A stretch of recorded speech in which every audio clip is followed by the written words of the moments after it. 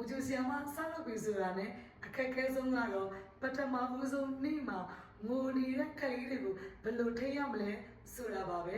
အားလုံးပဲမင်္ဂလာပါကျမကတော့ teacher မှာပါကလေးတွေကိုချစ်ပြီးတော့မှကလေးပြုစုခြင်းမူဂျူလုပ်ကို10နှစ်တာလွတ်ဆောင်နေတဲ့ဆီယာမတယောက်လေးဖြစ်ပါတယ်အခုချိန်မှာတော့ကိုယ်ပိုင်မူဂျူကျောင်းလေးကိုလည်းဖွင့်ထားပါတယ်ဆရာဆရာမတို့မျိုးအခုမှမူဂျူလုပ်ကိုစပြီးတော့မှလုပ်မယ်ကျောင်းကိုစပြီးတော့မှတီတောင်ကျတဲ့သူတွေတို့ကိုဆွေးနွေးပြီးနေတဲ့ဆီယာမတယောက်လေးဖြစ်ပါတယ်ကလေးတွေငိုနေပြီဆိုရင်ဘယ်လိုတင်မလဲသိကြတာတော့ခေါင်းကိတ်ပါပဲနော်ကိုယ့်ရဲ့ပထမဆုံးနေ့မှာကလေးကငိုနေတယ်ဆိုရင်နော်ဆရာမတို့လွတ်လို့ရတဲ့အချက်နှစ်ချက်လေးကိုမျှဝေပေးချင်ပါတယ်နံပါတ်1ကတော့ eyes level ပဲဖြစ်ပါတယ်ကလေးနဲ့စကားပြောတဲ့အခါမှာ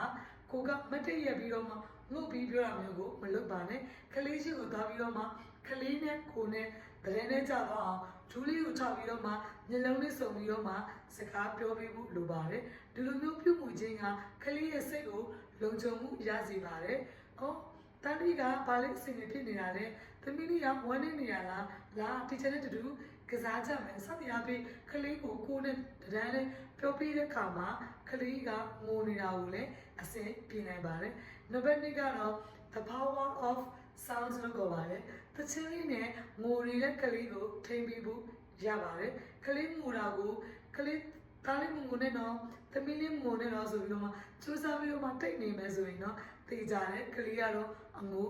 ရက်မှာမဟုတ်သေးဘူးအဲ့ဒီအတွက်ကလေးကိုဘာမှမပြောတော့ဘဲနဲ့သူ့ကိုသချင်းဆိုပေးတာပေါ့နော်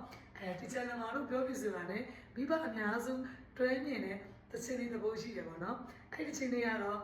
လေကွင်းကြီးလေးမှာကျုပ်ခောက်စုွယ်ကျမကြီးကိုမောင်ထောင်မဲကျုပ်ခောက်စုွယ်ကျုပ်ဘလောက်လဲတင်းနေတော်လီငါ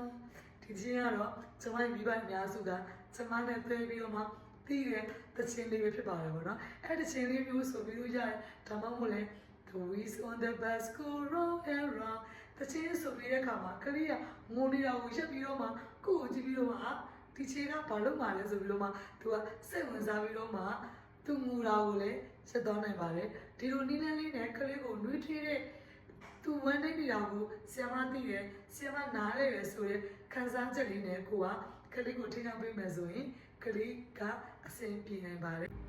ဆရာမလေးတို့ပထမဆုံးရက်မှာဘလို့မျိုးအခက်အခဲလေးရှိလဲကွန်မန့်မှာရင်ဖွင့်သွားလို့ရတယ်နော်ဒါမှမဟုတ်ကိုပထမဆုံးနေ့မှာဖြည့်ရှင်းခဲ့တဲ့လုပ်ခဲ့တဲ့နည်းလမ်းလေးတွေကိုတခြားဆရာဆရာမလေးတွေသိအောင်မျှဝေပေးခဲ့လို့ရပါတယ်နော် Thank you